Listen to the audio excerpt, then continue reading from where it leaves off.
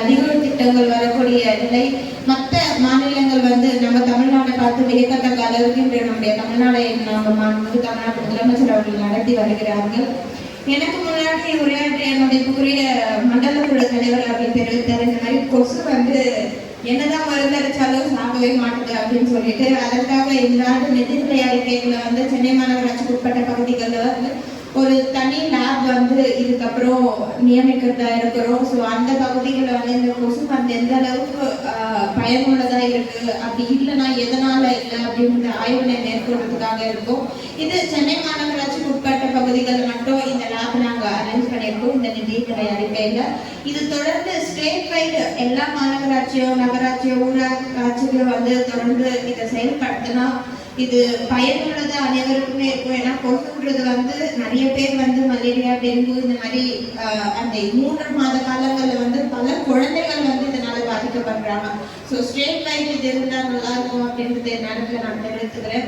அதே போல டாக்டர்ஸ் பற்றாக்குறை இருக்காங்க சென்னை மாநகராட்சியில். டாக்டர்ஸ் பற்றாக்குறை இருக்கு. அது வரக்கூடிய நாட்கள் அதை பூர்த்தி செய்யுமாறு நான் தெரிவித்துக் கொள்கிறேன். இந்த நேரத்தில் டயாலிசிஸ் சென்டர் தெரிவித்திருந்தாங்க. சென்னை மாநகராட்சி உட்பட்ட பகுதியில் இது வரைக்கும் 9 டயாலிசிஸ் சென்டர் இயங்கி வருகிறது.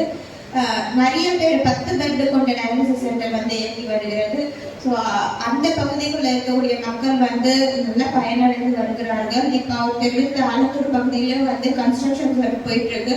கன்ஸ்ட்ரக்ஷன் ஒர்க் முடிஞ்சு அந்த பகுதியும் டயாலிசிஸ் சென்டர் அமைக்கப்படும் அப்படின்னு நான் நேரத்தில் தெரிவித்துக் கொள்கிறேன். சுகாதாரம் அப்படின்றது நம்ம பொதுமக்களுக்கு மிகப்பெரிய பங்களிக்கக்கூடிய ஒரு துறை.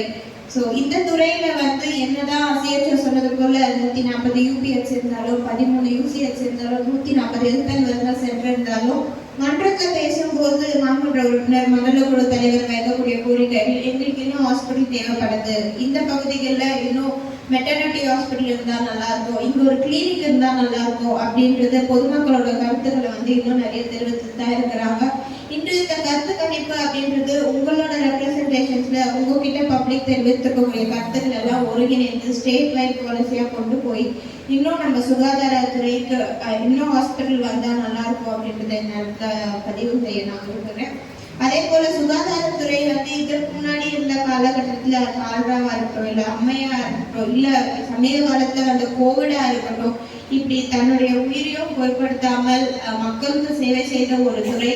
ஸோ இந்த துறைக்காக இந்நேரத்தில் இந்த கருத்துக்கிழப்பு கூட்டத்தை இருந்ததுக்காக அனைத்து அதிகாரிகளுக்கும் என்னுடைய வாழ்த்துக்களை தெரிவித்துக்கிறேன். மேலும் வருங்காலங்கள் சுகாதாரத்துறை இன்னும் சிறப்பாக செயல்பட பொதுமக்களுக்கு இன்னும் சேவைகளை தொடர இந்த கருத்து கணிப்பு கூட்டம் மிகவும் பயனுள்ளதாக இருக்கும். ஒவ்வொருத்தரும் உங்களுக்கு என்ன கருத்து தெரிவிக்கணும்னு தோன்றுதோ அந்த கருத்துக்களை எங்க பதிவிடலாம்.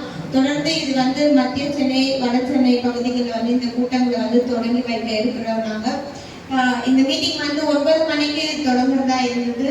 மாண்புமிகு மருத்துவ மற்றும் மக்கள் நல்வாழ்வுத்துறை அமைச்சரோட ஒரு நிகழ்ச்சியில கலந்ததுனால தாமதமாகக்கூடிய சூழல் ஏற்படுத்தது. அதற்காக என் வருத்தத்தை நேரத்தில் நான் தெரிவித்துக்கிற அனைவருக்கும் தொடர்ந்து உங்களுடைய கருத்துக்களை தெரிவிக்கலாம். இந்த நல்ல வாய்ப்பினை ஏற்படுத்த